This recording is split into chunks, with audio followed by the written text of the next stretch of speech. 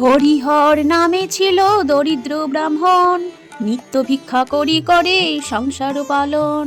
ভাঙা কুঠিরেতে থাকে পত্নী পুত্র লয়ে, যাহা জোটে তাহা লয়ে খায় অসময়ে।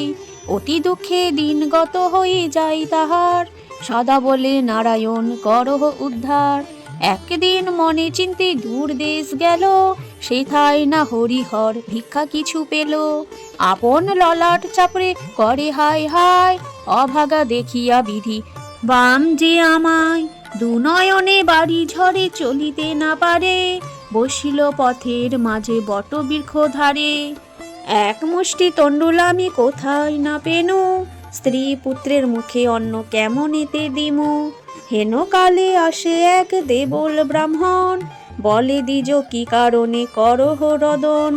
কেবা তুমি মহাশয় কোথায় নিবাস, এখানে বসিয়া কেন ফেলো দীর্ঘশ্বাস। হরিহর বলে শোনো মম পরিচয়, আমি অতি মন্দমতি ব্রাহ্মণ তনয়। স্ত্রী পুত্র লয়ে করি সংসারেতে বাস, নিত্য রাখি উপবাসে মরে শ্রীনিবাস।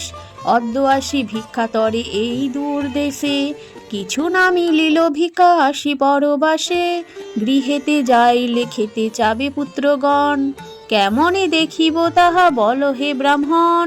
হরিহর বাক্য শুনি কহিলা ব্রাহ্মণ, প্রতি মাসে লক্ষ্মী পূজা তুমি যে এখন, শুক্লপক্ষে গুরুবারে পূজা যে করিবে, লক্ষ্মীর কৃপায় দুঃখ তব দূরে যাবে। এত শুনি হরিহর বাটি পানে ধায়, আপন গৃহেতে আসি উপনীত হয়। স্ত্রী তার সম্মুখে আসি দাঁড়াইয়া রয়, ধীরে ধীরে হরিহর তাহারে যে কয়। তা শুনিয়া গৃহিণী প্রতিবেশী ঘরে যায়, কিছু কিছু ফল ফুল ভিক্ষা মাগি লয়। শুক্লপক্ষে ফাল্গুন মাস তাহে গুরুবার, পুজিলেন লক্ষ্মী মাই মনে করিয়াস। দুঃখ দূর হলো তাহে আনন্দিত মন, ব্রাহ্মণ ব্রাহ্মণী পূজে লক্ষ্মীর চরণ। হরিহর হতে পূজা জগতে আসিল, ক্রমে ক্রমে সকলেতে পূজিতে লাগিল। ফাল্গুন মাসে লক্ষ্মী পূজা যেই জন করে, দেহ অন্তে যায় সেই বৈকুণ্ঠ নগরে।